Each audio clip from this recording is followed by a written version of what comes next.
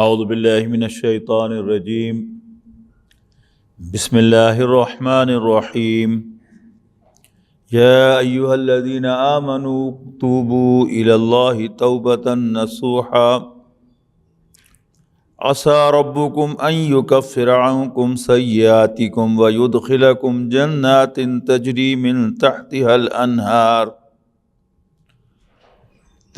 من تحتها الانہار یوم لا یخزی اللہ النبی والذین آمنوا معه نورهم یسعى بین ایدیہم وبایمانہم یقولون ربنا اتمم لنا نورنا واغفر لنا انک علی کل شیء قدیر۔ یا ایھا الذین آمنوا، اے ایمان والو، توبوا الی اللہ توبۃ نصوحا، اللہ کے حضور سچی توبہ کرو۔ تابہ یتوب توباً، آبا یعوب اوباً، اس کے معنی واپس آنے کے ہیں، لوٹنے کے ہیں۔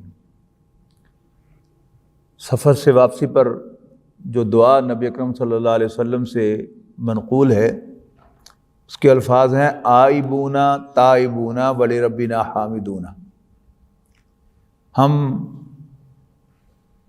لوٹنے والے، توبہ کرنے والے ہیں اور اپنے رب کی حمد کرنے والے ہیں، اس کا شکر ادا کرنے والے ہیں۔ توبوا الی اللہ توبۃ نصوحا، توبہ اصطلاحاً کیا ہے کہ کوئی شخص اللہ تعالیٰ سے رخ پھیر کر کسی اور رخ پر چل پڑا، پھر اسے خیال آیا، ندامت ہوئی کہ میں نے اپنے رب کا رخ جو ہے وہ چھوڑ دیا ہے اور میں نے اپنا رخ کسی اور طرف پھیر لیا ہے۔ اب وہ واپس اپنا رخ اللہ کی طرف جب پھیرتا ہے تو یہ بندے کی توبہ ہے۔ نصیحت خیر خواہی کو کہتے ہیں، خالص ہونے کو کہتے ہیں عربی زبان میں۔ یا ایھا الذین آمنوا توبوا الی اللہ توبۃ نصوحا، اے ایمان والو، اے مسلمانوں، اللہ کی جناب میں، اللہ کے حضور ایک سچی خالص توبہ کرو۔ عسیٰ ربکم ان یکفر عنکم سیئاتکم، کیا جب تمہارا رب تمہاری برائیوں کو تم سے دور کر دے، وَيُدْخِلَكُمْ جَنَّاتٍ تَجْرِي مِن تَحْتِهَا الْأَنْهَارُ، اور وہ تمہیں داخل کرے ایسے باغات میں جن کے نیچے نہریں بہہ رہی ہوں گی۔ یہ ایک بڑی پیشنیٹ اپیل ہے نوع انسانی سے، خاص طور پر مسلمانوں سے اللہ تعالیٰ کی۔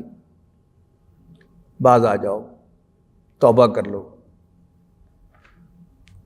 میری سرکشی سے، میری نافرمانی سے، میرے ساتھ شریک بنانے سے باز آ جاؤ، واپس لوٹاؤ میری طرف۔ اور ری ایشور کیا گیا ہے کہ عسیٰ ربکم ان یکفر، یہ شاہانہ انداز ہے، ری ایشورنس ہے، یعنی لفظی طور پر عسیٰ میں بھی، لیکن جب شاہانہ کلام میں ایسے الفاظ آتے ہیں کہ شاید ہمیں تمہیں نوازیں، اس کا مطلب کیا ہوتا ہے کہ ہم تمہیں ضرور نوازیں گے۔ عسیٰ ربکم ان یکفر عنکم سیئاتکم، اللہ تعالیٰ تو بادشاہوں کا بادشاہ ہے نا، تو اس کو تو یہ کلام زیب دیتا ہے کہ وہ شاہانہ انداز میں گفتگو کرے۔ عسیٰ ربکم ان یکفر عنکم سیئاتکم، کیا پتہ، ہو سکتا ہے تمہارا رب تمہاری برائیوں کو تم سے دور کر دے، وَيُدْخِلَكُمْ جَنَّاتٍ تَجْرِي مِن تَحْتِهَا الْأَنْهَارُ، اور تمہیں ایسے باغات میں داخل کرے جن کے نیچے نہریں بہتی ہیں۔ کب؟ یوم لا یخزی اللہ النبی والذین آمنوا معہ، اس روز جب اللہ اپنے پیغمبر صلی اللہ علیہ وسلم اور ان کے ساتھ ایمان لانے والوں کو رسوا نہیں کرے گا۔ یعنی آپ کی رسوائی ہو اور کوئی اس کے علاوہ اور کوئی سزا نہ ملے تو یہ بھی کوئی کم سزا نہیں ہے، اور آپ کو فزیکلی کچھ نہ دیا جائے لیکن آپ کی عزت افزائی ہو، آپ کو آنر دی جائے، تو یہ بھی بہت بڑا انعام ہے۔ اور پھر آنر بھی کہاں؟ اللہ کے دربار میں، اور رسوائی اس دربار میں نہ ہو۔ باقی دنیا میں تو رسوائیاں ہوتی رہیں، لیکن اللہ تعالیٰ اس رسوائی سے بچا لے تو پھر اس جیسا کوئی کام نہیں ہے۔ تو عسیٰ ربکم ان یکفر عنکم سیئاتکم ویدخلکم جنات تجری من تحتها الانہار، اور وہ تمہیں ایسے باغات میں داخل کرے جن کے نیچے نہریں بہتی ہوں۔ کس دن؟ یوم لا یخزی اللہ النبی والذین آمنوا معہ، جس دن اللہ پیغمبر صلی اللہ علیہ وسلم اور ان کے ساتھ ایمان لانے والوں کو رسوا نہیں کرے گا۔ اچھا، اب ہم جس کیفیت میں پھر رہے ہیں، وہ جیسے میں نے عرض کیا کہ اللہ سے رخ پھیر کر ادھر جا رہے ہیں، لیکن اگر ہم واپس اس طرف آ جائیں تو اصل میں یہ کیا ہے کہ تم دوبارہ جو ہے وہ پیغمبر اور ان کے ساتھ ایمان لانے والوں کی صف میں شامل ہو سکتے ہیں۔ توبہ کے لیے نبی اکرم صلی اللہ علیہ وسلم نے بڑے بڑے اسالیب اختیار کیے ہیں موٹیویٹ کرنے کے لیے۔ ایک جگہ آپ نے فرمایا کہ التائب من الذنب کمن لا ذنب لہ، گناہ سے توبہ کرنے والا تو ایسے ہی ہے جیسے اس نے گناہ کیا ہی نہیں۔ اب میں کہوں تو اس کی اتنی ویلیو نہیں ہے، لیکن جب اللہ کے رسول صلی اللہ علیہ وسلم کی زبان مبارک پر یہ الفاظ آئے تو ہمیں یقین رکھنا چاہیے کہ اگر ہم اپنے گناہوں سے توبہ کر لیتے ہیں تو ہم اتنے پاک صاف ہیں کہ جیسے ہم نے کبھی گناہ کیا ہی۔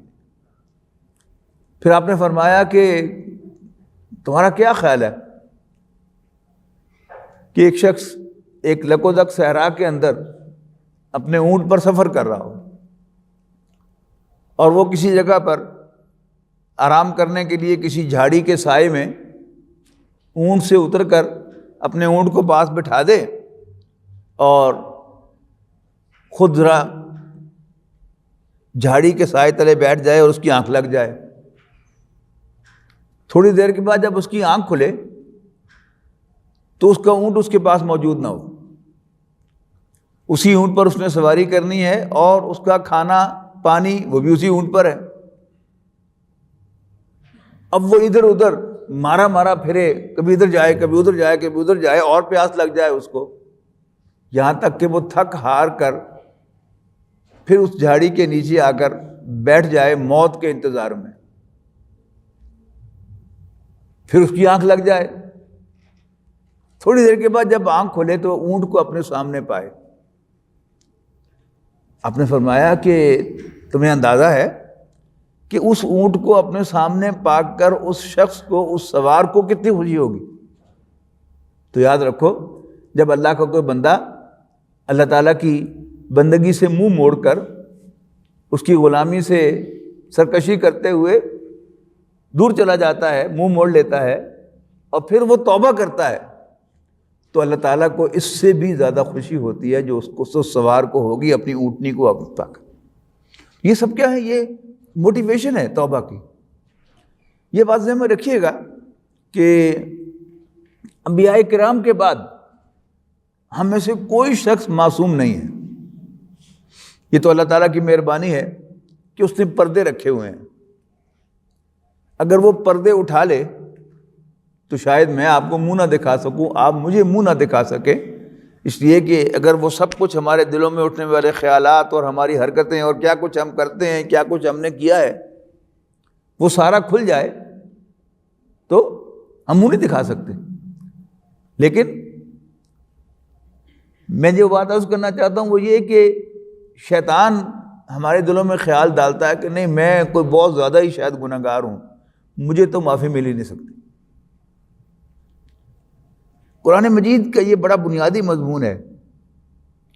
سورہ حدید میں بھی ہم یہ پڑھ کے آئے ہیں کہ کیا ایمان والوں کے لیے ابھی وہ وقت نہیں آیا کہ ان کے دل اللہ کی نصیحت کو ریسیو کرنے کے لیے اور اس قرآن مجید کے لیے جو نازل کیا گیا ہے نرم ہو جائیں، مائل ہو جائیں۔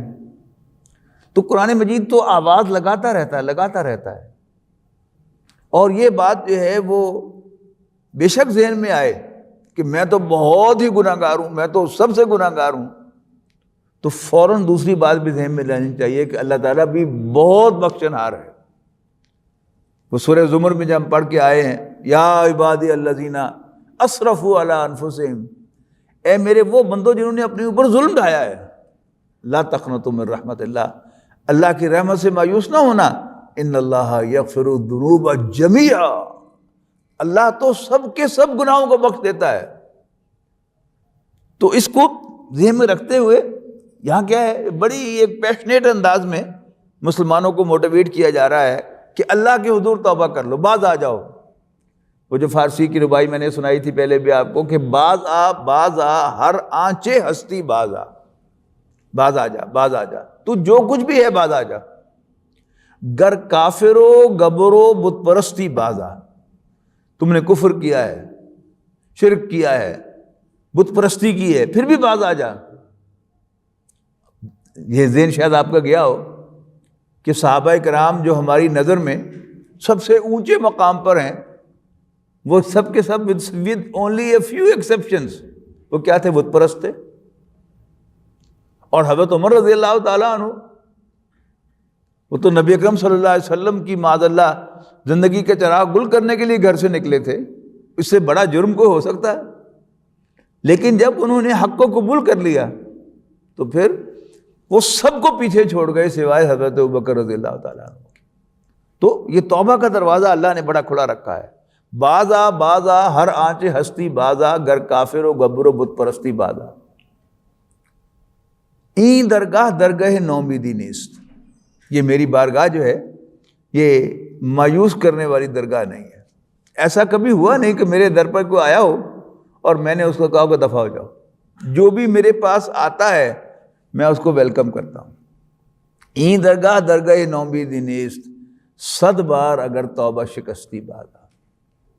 ایک اور اس میں شیطان کی طرف سے ایک دھوکہ ہے کہ یار میں نے کئی دفعہ توبہ کی ہے، پھر مجھ سے توبہ ٹوٹ جاتی ہے، اللہ تعالیٰ جو ہے وہ کیا کہے گا کہ اس نے پکھانڈی بنایا ہوا ہے۔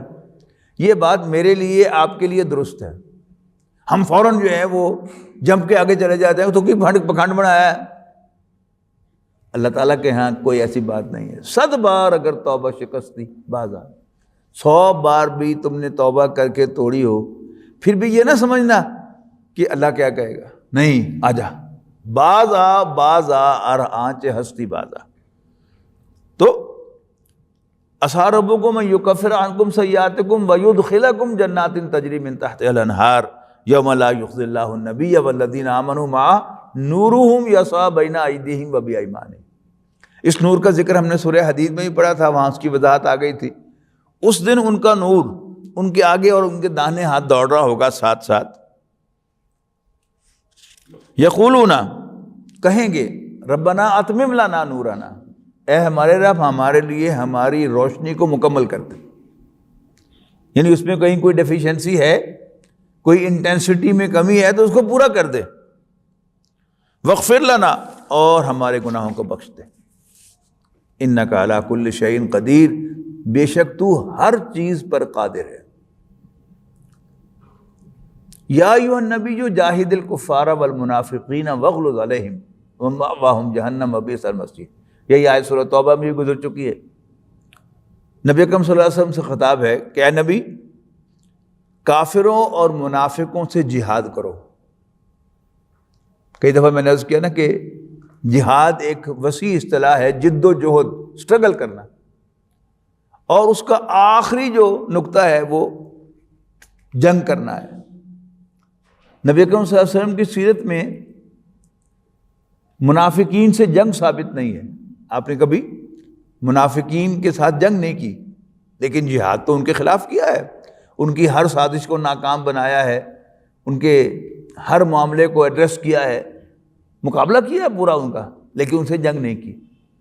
یہاں کیا حکم ہے کہ کافروں اور منافقوں سے جہاد کرو، واغلظ علیہم، اور ان کا ساتھ سختی کرو، ومأواہم جہنم، ان کا ٹھکانہ جہنم ہے، وبئس المصیر، اور وہ بہت برا ٹھکانہ ہے۔ ضرب اللہ مثلا للذین کفروا امرأۃ نوح وامرأۃ لوط۔ اچھا، اب کیونکہ اس صورت کا موضوع جو ہے وہ آئلی زندگی ہے، گھریلو نظام، اہل و عیال، ایک مرد اور اس کے بیوی بچے، یہی اس کا کنبہ ہوتا ہے۔ دنیاوی اعتبار سے ہم سب بندھے ہوئے ہیں ایک دوسرے کے ساتھ. میں اپنے والدین کے ساتھ بندھا ہوا، میرے پاس کوئی چوائس نہیں ہے کہ میں ان کو ڈس اون کر کے کسی اور کو باپ بنا لوں، کسی اور کو ماں بنا لوں. اور میری اولاد میرے ساتھ بندھی ہوئی ہے، میرے پاس چوائس نہیں ہے کہ میں کہوں کہ نہیں یہ میری اولاد نہیں ہے. وہ بھلے سے نافرمان ہو، باغی ہو، لیکن بہرحال ایک اٹیچمنٹ ہے جس کو ہم ڈس اون نہیں کر سکتے. لیکن قیامت میں معاملہ ایسا نہیں ہوگا. سورۃ مریم میں ایک بڑی خوبصورت آیت آئی ہے، یہ ان آیات میں ہے کہ میں سے ہے کہ جن کو ہمیں یاد رکھنا چاہیے ہمیشہ. وہ آیت کیا ہے کہ کلہم آتیہ یوم القیامت فردا. قیامت کے دن اللہ کے حضور ہر شخص ایز این انڈیویجول حاضر ہوگا. میں کس کا بیٹا ہوں، کس کا باپ ہوں، کس کا بھائی ہوں، کس کا شوہر ہوں، یا کوئی خاتون کس کی بیوی ہے، یہ نہیں. جو بھی کردار اس کو دیا گیا تھا اس کردار میں ہاؤ ڈڈ ہی پرفارم. جیسے ایکٹ پلے ہوتا ہے نا، کہ ایک تو اس ڈرامے کے کردار ہوتے ہیں، کوئی وہاں پر بادشاہ ہے اور کوئی غلام ہے، کوئی ظالم ہے کوئی مظلوم ہے. اب اللہ تعالیٰ نے اس کو جس جگہ پر بھی رکھا ہے، یعنی وہ بادشاہ ہے، اب اس کے پاس چوائس ہے کہ وہ عدل کرے یا ظلم کرے. اور کوئی غلام ہے، اس کے پاس بھی چوائس ہے کہ وہ اپنے مالک کو خدا مان کے اس کو سجدہ کرے یا انکار کر دے سجدہ کرنے سے، کہ نہیں میرا رب تو اللہ ہے، میرا الہ اللہ ہے. یہ چوائس انسان کے پاس ہے. تو کلہم آتیہ یوم القیامت فردا. قیامت کے روز ہر شخص اللہ کے حضور ایک فرد کی حیثیت سے ایز این انڈیویجول حاضر ہوگا، کہ جس جگہ پر بھی اللہ تعالیٰ نے اس نے بنایا تھا، اللہ تعالیٰ نے پیدا کیا تھا، رکھا تھا، how did he perform there. جو ویج ملتا ہے نا ایکٹر کو، وہ ایکٹنگ کا ملتا ہے، کردار کا نہیں ملتا. کہ کسی کو بادشاہ بنایا تھا تو اس کو زیادہ اس کی ریکمپنسیشن ملے، ایسا تو نہیں ہوتا. اور جس کو فقیر بنایا تھا اس کو کم ملے. این ممکن ہے جس کو بادشاہ بنایا تھا اس کو اسی پر رکھا دیا جائے کہ تمہاری تصویر جو ہے وہ آ گئی اور تمہیں وہاں پر بڑا اچھا کھانا کھلایا. اور جو پھر فقیر بنایا تھا مووی کے اندر، ڈرامے کے اندر، اس کو ملینز آف ڈالرز جو ہیں وہ اس کے ملے، اس لیے کہ اس نے پرفارم بہترین کیا جیسا ڈائریکٹر چاہتا تھا. تو قیامت کا دن انڈیویجول، آپ کو کس خاندان میں پیدا کیا اللہ نے، کس خاندان میں رکھا، اس کا وہاں پر آپ کو کوئی ایڈوانٹیج نہیں ملے گا، اور نہ ایڈوانٹیج ملے گا نہ ڈس ایڈوانٹیج ملے گا. یہاں پر 3 مثالیں بیان کی گئی ہیں یہ ثابت کرنے کے لیے کہ وہاں پر مرد اور عورت انڈیویجولی اللہ کے حضور پیش ہوں گے. کسی کو، کسی خاتون کو، کسی اللہ کے بڑے اونچے مرتبے کے بندے کی بیوی ہونے کا کوئی ایڈوانٹیج نہیں ملے گا وہاں. اور اگر کوئی عورت ایمان لاتی ہے اور اس کا شوہر اللہ تعالیٰ کا باغی ہے تو اس شوہر کی بیوی ہونا اس سے کوئی نقصان نہیں پہنچا سکے گا. تو فرمایا ضرب اللہ مثلا للذین کفروا امرأۃ نوح وامرأۃ لوط. اللہ مثال بیان فرماتا ہے کافروں کے لیے نوح کی بیوی اور لوط کی بیوی کا. یہ دونوں کون تھی؟ یہ دونوں اپنے شوہروں پر ایمان نہیں لائی تھی. حضرت نوح علیہ السلام کی بیوی بھی اور حضرت لوط علیہ السلام کی بیوی بھی. تو اللہ تعالیٰ ان کی مثال بیان فرماتا ہے کہ کیونکہ وہ ان پر ایمان نہیں لائیں لہذا ان کو ایڈوانٹیج نہیں ملے گا کہ وہ اللہ کے نیک بندوں کی بیویاں تھیں. بڑے واضح الفاظ ہیں. کانتا تحت عبدین من عبادنا صالحین، وہ دونوں ہمارے 2 انتہائی نیک بندوں کے ماتحت تھیں. فخانتاہما، لیکن انہوں نے اپنے شوہروں سے خیانت کی. اچھا، اب اہل سنت کا عقیدہ ہے کہ نبی کی بیوی کافرہ تو ہو سکتی ہے لیکن بدکار نہیں ہو سکتی.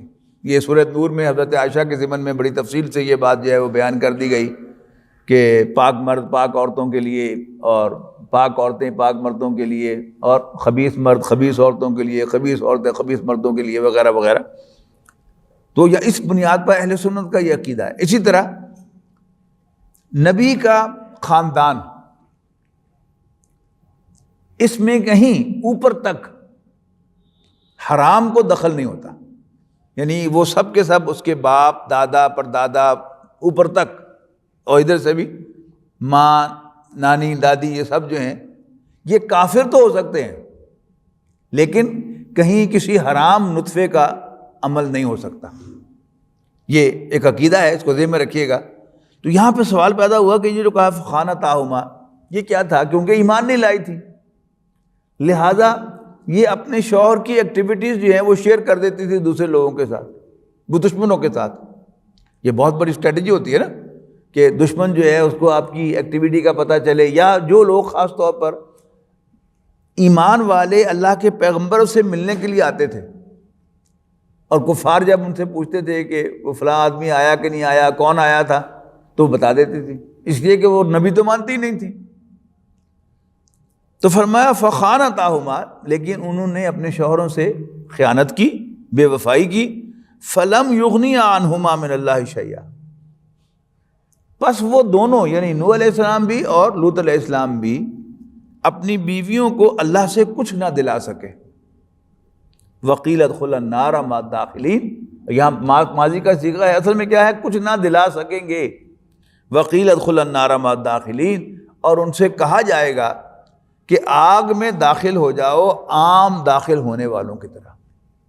یہ جو عام داخل ہونے والا جو ہے، اس کو سمجھیے گا، یعنی آج ہمارے جو پریزن رولز ہیں ان میں اے کلاس بھی ہے، بی کلاس بھی ہے، سی کلاس بھی ہے. اب ان کی بیویاں جہنم میں جائیں گی، لیکن چونکہ وہ نبیوں کی بیویاں تھیں، انہیں وہاں پر کوئی اے کلاس نہیں ملے گی، عام داخل ہونے والوں کے ساتھ.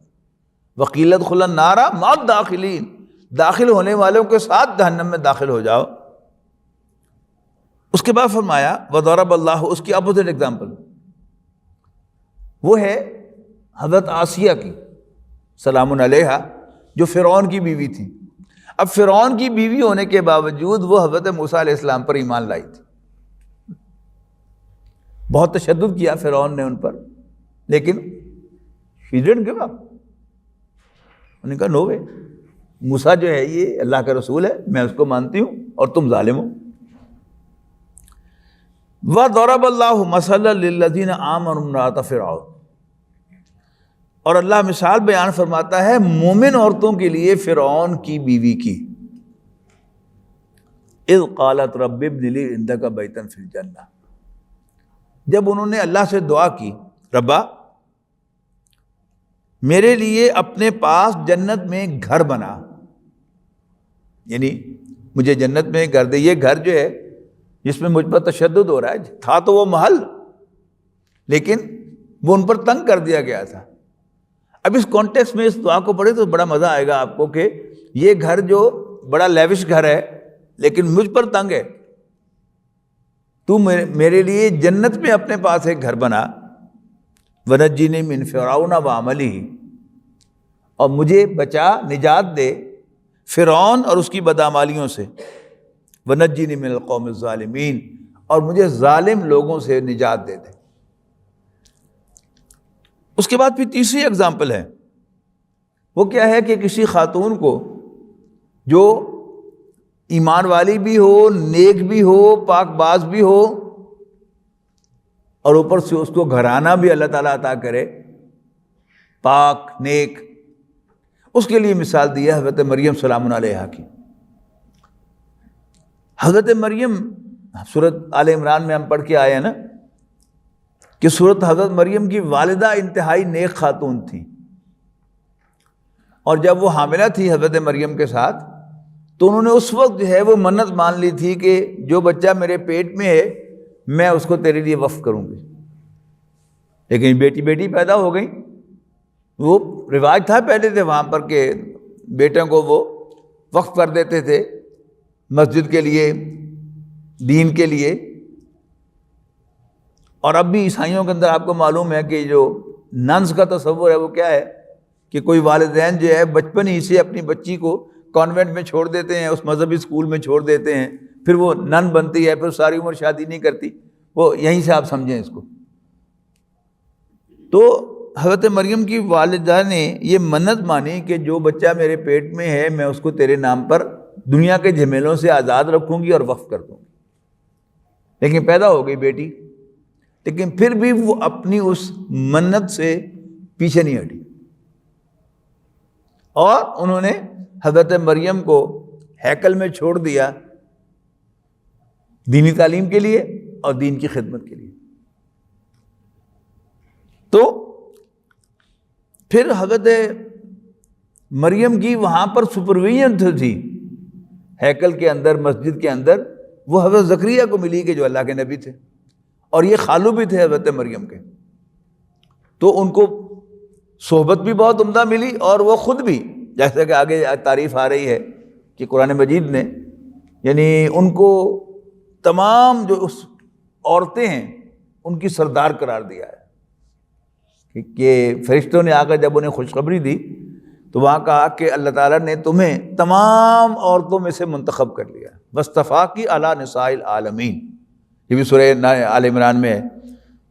اور یہ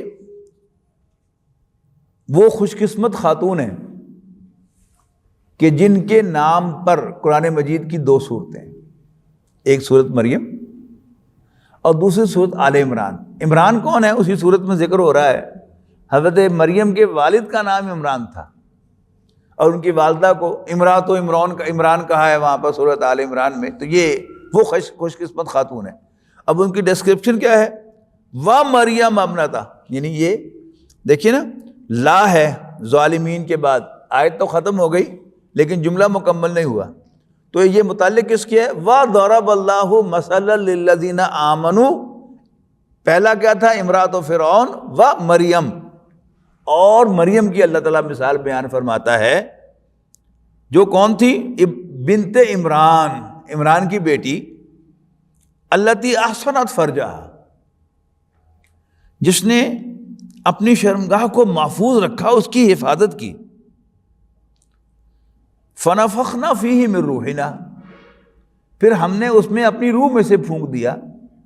یہ روح اور امر یہ ایک ہی چیز ہیں، کہ سورۃ بنی اسرائیل میں کہا گیا کہ یسألونک عن الروح، یہ آپ سے روح کے بارے میں پوچھتے ہیں، قل الروح من امر ربی، کہہ دو کہ روح میرے رب کے امر میں سے ہے، اور امر کیا ہے؟ فإنما أمره إذا أراد شيئا أن يقول له كن فيكون۔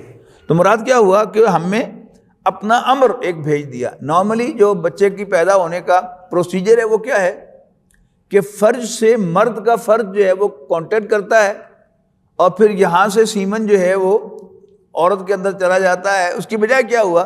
سیدھا ہی اللہ کا حکم امر آ گیا اور کن فیکون ہو گیا، اور حضرت عیسیٰ علیہ السلام کی پیدائش ہو گئی۔ تو فنفخنا فیہ من روحنا، تو ہم نے ان کی فرج میں اپنی روح میں سے پھونک دیا، وصدقت بکلمات ربہا، اور مریم نے اپنے رب کے کلمات کی تصدیق کی۔ دیکھیے اب اپنے آپ کو ذرا حضرت مریم کی جگہ پر رکھ کر دیکھے تو بات سمجھ میں آئے گی کہ دنیا میں کیا ہوتا ہے کہ جب بھی کوئی کنواری عورت کسی ناگہانی مصیبت میں پھنس کر پریگننٹ ہو جاتی ہے تو وہ کیا کرتی ہے؟ خودکشی کرتی ہے، یا ایبورشن کی کوشش کرتی ہے، یا بچہ پیدا ہو جائے تو اس کو مارتی ہے، قتل کرتی ہے، یا کہیں دور علاقے میں چلی جاتی ہے جہاں اس کو کوئی جاننے والا نہ ہو، وہاں پھر جھوٹ بولتی ہے کہ اس کا شوہر فوت ہو گیا ہے، میں بیوہ عورت ہوں۔ آج وہ کہتا ہے کہ اس کا باپ جو ہے وہ دبئی میں ہے، وہ امریکہ میں ہے۔ یہ سب کیا ہے؟ یہ اللہ تعالیٰ کی اس امر کا انکار ہے، ٹھیک ہے جی۔ تو حضرت مریم کا کریڈٹ دیا جا رہا ہے یہاں پر کہ وصدقت بکلمات ربہا، انہوں نے اپنے رب کے کلمات کی تصدیق کی کہ یہ اللہ کا امر ہے، یہ اللہ تعالیٰ نے مجھے بغیر مرد کے کانٹیکٹ کی عطا کیا ہے، اور پھر اللہ تعالیٰ نے حکم دیا کہ اس کو چھپاؤ نہیں، کہیں لے کے جاؤ پبلک میں۔ اور پبلک بھی کون سی؟ اپنی کمیونٹی، جو ان کو بائی فیس بائی نیم پہچانتی ہے. اس لیے لوگوں نے کہا نا یا اخت ہارون، او ہارون کی بہن، ما کان ابوک امرأ سوء وما کانت امک بغیہ، نہ تو تمہارا باپ کوئی برا آدمی تھا اور نہ تمہاری ماں کوئی بدکار عورت تھی، یہ کیا کر کے آئی ہو؟ تو جیسے اللہ نے حکم دیا تھا، انہوں نے کہا جی میرا روزہ ہے، بچے سے پوچھ لو. اس پر لوگ اور زیادہ جو ہے بفرے کہ کیسے ہم بات کریں اس بچے کے ساتھ کہ جو ابھی ماں کی گود میں ہے. اتنے میں عیسیٰ علیہ السلام بول پڑے انی عبداللہ، میں اللہ کا بندہ ہوں. تو یہ سارا کچھ جو تھا اس میں جو نوٹ کرنے کی چیز ہے وہ صدقت بکلمات ربہا، اور مریم نے اپنے رب کے کلمات کی تصدیق کی، وکتبی، اور اس کی کتابوں کی، یعنی وہ حضرت موسیٰ علیہ السلام پر، تورات پر ایمان رکھتی تھی. وکانت من القانتین، اور وہ انتہائی فرما برداروں میں شامل ہو گئی. یہی حکم جو ہے وہ دیا گیا ہے سورۃ آل عمران میں کہ یا مریم اقنتی لربک واسجدی وارکعی مع الراکعین، کہ مریم اپنے رب کی فرما برداری اختیار کر اور اسی کے لیے سجدہ کر اور اسی کے سامنے جھک. اور یہاں پر اس کا اس بات کیا گیا ہے کہ مریم فرما برداروں میں شامل ہو گئی. بارک اللہ لی و لکم فی القرآن العظیم ونفعنی و ایاکم بالآیات و ذکر الحکیم.